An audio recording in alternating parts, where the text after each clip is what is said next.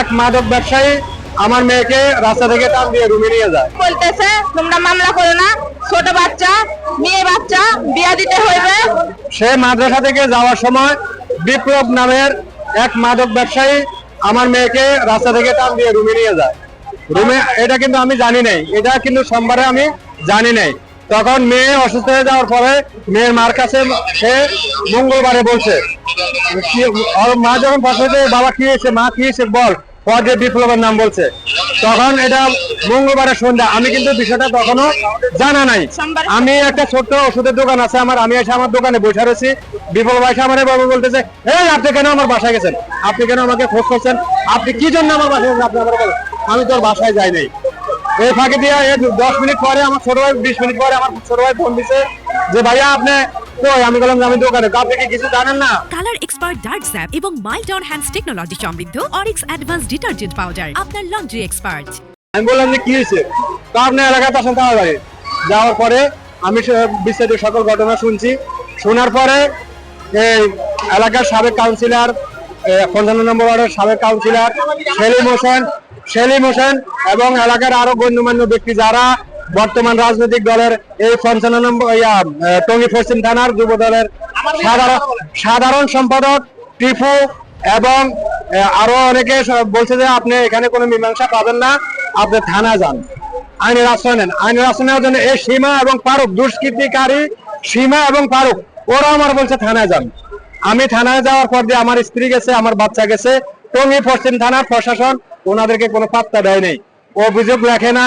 তারপর দিয়ে বলতেছে যে আপনারা এখানে কোনো বিচার পাবেন, বিচার করে লাভ নাই, আপনারা ছোট বাচ্চা বিয়ে সাথে দিতে পারবেন না, সামাজিক ভাবে মিটমাট হয়ে যান। হয় না, 999 ফোন দেওয়ার পর দিয়ে অনেক পরে আপনার তদন্ত কর্মকর্তা রোকন সাহেব আসে। 999 ইয়ে পরে উনি আসার পর ওনাকেও এই দুষ্কৃতিকারী সীমা এবং ফারুক এদের কাছ থেকে আসামিকে রাখছে। যদি সে সত্যিকারের অপরাধী হয় তার বিচার হবে, তাকে ছাড়া হবে না। প্রশাসনের কাছে আমরা তুলে দিব কইয়া তারা দায়িত্ব নিয়ে এদের কাছ থেকে রাখছে। রাখার পরে যখন রোকন সাহেব সহ আসার 5 মিনিট আগে যখনই শুনছে পুলিশ ঢুকছে, তখন তার দেখ থেকে 200 রুম আছে সরকারি জায়গায় দখল করে উঠে রাখছে, ওইখানে তাকে লুকে রাখছে। আমার তো সম্ভব না, প্রশাসনের লোক আছে মাত্র 3 জন, ওনারা আমরা তো সম্ভব না আরো বিশ্বে বাইর করা। যারা তাদেরকে এই দর্শককে সহযোগিতা করছে তাদের বিচার চাই, দর্শনকারীর ফাঁসি চাই। এবং এটা সোমবারের ঘটনা, সোম মঙ্গল বুধ বৃহস্পতি কালকে মামলা হয়েছে। 7 দিন, আজকে 5 দিন না, ধরে নাই। রোকন দারোগা সাহেব বলতেছে উনি এখানে আছেন, উনি বলতেছে আপনারা আসামি ধরে দেন, আমি এসে নিয়ে যাবো। বলতেছে তোমরা মামলা করো না, ছোট বাচ্চা, মেয়ে বাচ্চা, বিয়া দিতে হইবে।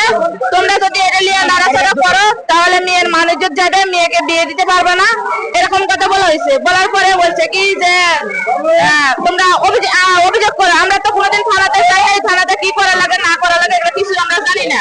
পরে তোমরা অভিযোগ জানা যাও, তারপরে তোমরা আসামি ধরে রাখলে আমরা আসামি ধরে আসবো। এটা কি একটা কোনো আইনের কথা? আমাকে আটকায় রাখতে কইছে 7 দিন পর্যন্ত, আসামি না ধরা পর্যন্ত আমাদের ছাড়বে না। আমি কান্নাকাটি করার পরে তারপরে কাছে আমাদের ছাড়ছে।